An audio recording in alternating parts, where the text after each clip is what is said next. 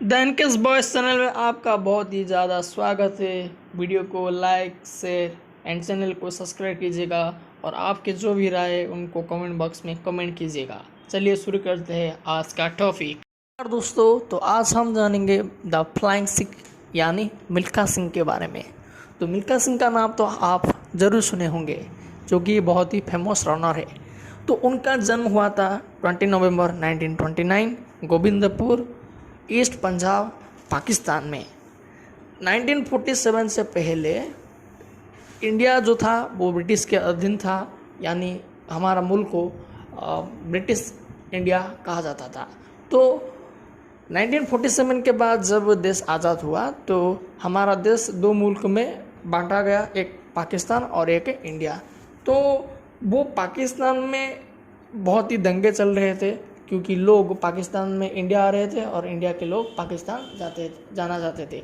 तो इसी बीच पाकिस्तान में बहुत ही दंगा चल रहा था और उस दंगे में मिल्खा सिंह की जो परिवार थी वो पूरी तरह से ख़त्म हो गई। यानी उनके जो परिवार थे, जो भी आत्मीय स्वजन थे, उनका माता पिता जितने भी रिश्तेदार थे सब मर गए। तो उन्होंने पाकिस्तान छोड़कर इंडिया आना चाहा और वो भागते भागते इंडिया आ गए। तो इंडिया ने आने के बाद उनके सामने बहुत ही ज़्यादा समस्याएं थी, लेकिन वो उसके आगे हार ना मानते हुए अपने आप को एक मजबूत स्तंभ की तरह खड़ा किया और अपना करियर बनाया। तो वो पहले से ही इंडियन आर्मी को ज्वाइन करना चाहते थे, लेकिन वो 3 बार नाकाम रहे। लेकिन चौथी बार अपनी किस्मत लिखने के लिए वो पहली बार 1953 में इंडियन आर्मी को ज्वाइन किया। उससे पहले वो 1951 में EME सिकंदराबाद में ज्वाइन किया था। वहाँ पर उन्होंने ट्रेनिंग, मतलब वो रनिंग का जो ट्रेनिंग था वो शुरू कर लिया था। वो चलती हुई ट्रेन के साथ अपना रनिंग प्रैक्टिस करते थे। मिल्खा सिंह का नाम तब सामने आया जब उन्होंने उड़ीसा के कटक में जो प्रतिस्पर्धा चल रही थी, जातीय स्तरीय प्रतिस्पर्धा, वहाँ पर वो पहला अपना रिकॉर्ड बनाया। जैसे कि 200 मीटर रनिंग को उन्होंने 21.6 सेकंड में ख़त्म कर लिया था और 400 मीटर दौड़ को उन्होंने सिर्फ 45.9 सेकंड में ख़त्म कर लिया था। इसकी वजह से उनका नाम पूरे देश भर में चर्चा होने लगा और उसके बाद उनका नाम सामने आया। तो जो मिल्खा सिंह थे उनको 1959 में भारत का जो चौथा सबसे बड़ा सम्मान, जो कि पद्मश्री अवार्ड है, उनको वो नवाजा गया था। 1959 के बाद वो रिटायर्ड होने के बाद, खेल से जब वो रिटायर्ड हो गए, उसके बाद उन्होंने पंजाब स्पोर्ट्स एकेडमी का डायरेक्टर के पद पर नियुक्त हुए थे। आपने एक मूवी आया था जो कि मिल्खा सिंह के बारे में था, जिनको फरहान अख्तर ने उनका किरदार निभाया था और उनके जो फिल्म का डायरेक्टर थे वो थे राकेश ओम प्रकाश मेहरा। तो राकेश ओम प्रकाश मेहरा को मिल्खा सिंह ने अपना ऑटोबायोग्राफी, जिनका ऑटोबायोग्राफी का जो नाम है the race of my life, वो किताब को उन्होंने ओम प्रकाश मेहरा को सिर्फ ₹1 में बेचा था।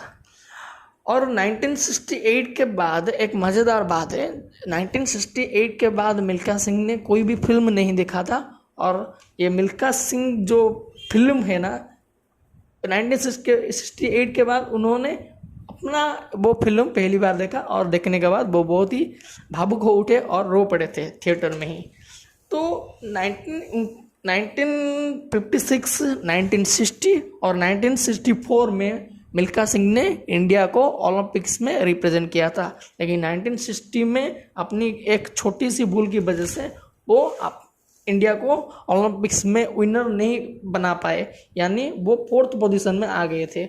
उस टाइम 1960 का जो ओलंपिक चल रहा था, समर ओलंपिक, वो रोम में चल रहा था और अपनी छोटी भूल की वजह से वो 4th पोजीशन में आ गए।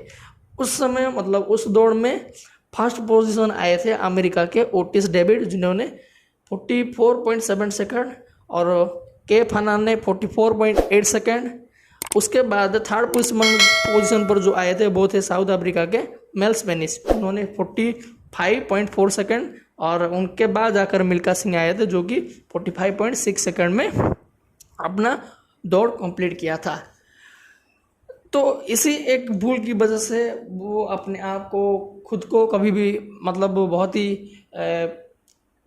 एक जो चीज़ जो ओलंपिक में वो मेडल नहीं ले आ पाए थे, उनका वो दुख वो उनको हमेशा खाता रहा। जीवन भर वो उसके बारे में सोचते रहे और उनका एक जो ड्रीम था, लास्ट विश था, उसका बाद हम वीडियो के लास्ट में बताएंगे, जो कि अब तक पूरा ना हो पाया। और एक बात आपको बता दें, 1960 में उनको पाकिस्तान बुलाया गया था, वहाँ पर चल रही दौड़ प्रतियोगिता में इंडिया को रिप्रेजेंट करने के लिए, लेकिन उन्होंने मना कर दिया था। लेकिन जवाहरलाल नेहरू के कहने की वजह से वो पाकिस्तान में गए थे और वहाँ पर विनर हुए थे। तो उनके दौड़ देखते हुए पाकिस्तान के उस समय जो मंत्री थे वो बहुत ही आश्चर्य हो गए थे और उनको बोला था कि मिल्खा सिंह, तुम तो दौड़ते नहीं हुई, तुम तो उड़ते हो, तुम दौड़ते नहीं हो, तुम तो उड़ते हो। तो उस समय के बाद उनको एक टाइटल मिल गया था कि द फ्लाइंग सिख। और लोगों ने भी ओलंपिक्स में जब उनको देखते थे या जो भी खेल में मतलब जितने भी जो इंटरनेशनल स्पोर्ट्स में उनको देखते थे, लोग सिख के बारे में नहीं जानते थे, तो उनको लगता था ये एक साधु संत है, ये साधु संत होकर भी इतना ज़्यादा मतलब खेल में रुचि लगते हैं, तो लोग सोचते थे कि ये एक साधु संत है। तो इसी तरह उनके बारे में भी अफवाहें चल रही थी, क्योंकि वो बहुत ही बड़े लंबे लंबे बाल और बहुत ही ज़्यादा बड़े बड़े दाढ़ी रखते थे। तो ये सारे जो चीज़ थी वो मिल्खा सिंह के बारे में थे। और मिल्खा सिंह ने पूरे आजीवन जीवन में 80 इंटरनेशनल गेम में अपने आप को पार्टिसिपेट किया था, उसमें से 77 में वो विनर रहे हैं। मतलब आप देख सकते हैं कितना मशहूर, मतलब कितना करियर अच्छा रहा। और वो भारत के लिए तथा पूरे विश्व के लिए बहुत ही एक प्रेरणादायी स्रोत थे, इंस्पिरेशंस सोर्स थे। और उनका देहांत 18 जून 2021 को हो गया, जबकि उनका उम्र 91 ईयर्स था। और उनके जाने के बाद इंडिया को बहुत ही ज़्यादा सदमा लगा। उनका एक लास्ट विश था कि मैं अपने जीवन में देखना चाहता हूं कि मैं तो जो काम नहीं कर पाया, इंडिया को ओलंपिक्स में विनर नहीं बना पाया, लेकिन मैं चाहता हूं कि इंडिया के कोई बच्चा आए जो इंडिया को ओलंपिक्स में विनर बनाए। लेकिन वो जीते वो सपने को साकार होते हुए नहीं देख पाए, लेकिन आशा करता हूं कि भविष्य में इंडिया ओलंपिक्स में ज़रूर मेडल लाएगा। मेरे हाथ से गिर गया और अभी तक मेरे मन में ये है कि ये दुनिया छोड़ने से पहले मैं देख के जाऊं कि कोई ना कोई ऐसा नौजवान लड़का या लड़की इस देश में से उठना चाहिए जो गोल्ड मेडल मेरे हाथ से गिर गया उसको ले, नेशनल एंथम और हमारा तिरंगा झंडा जो है वो ओलंपिक खेलों में लहराए। ये मेरी आखिरी ख्वाहिश है। आखिरकार मिल्खा सिंह ने हम सबको छोड़कर चले गए। उनका जो विश था, उनका जो आखिर इच्छा था, वो अब तक पूरा ना हो पाया, लेकिन हमें उम्मीद है इंडिया आगे ज़रूर ओलंपिक में गोल्ड मेडल लाएगा और उनका सपना को साकार करेगा। जय हिंद।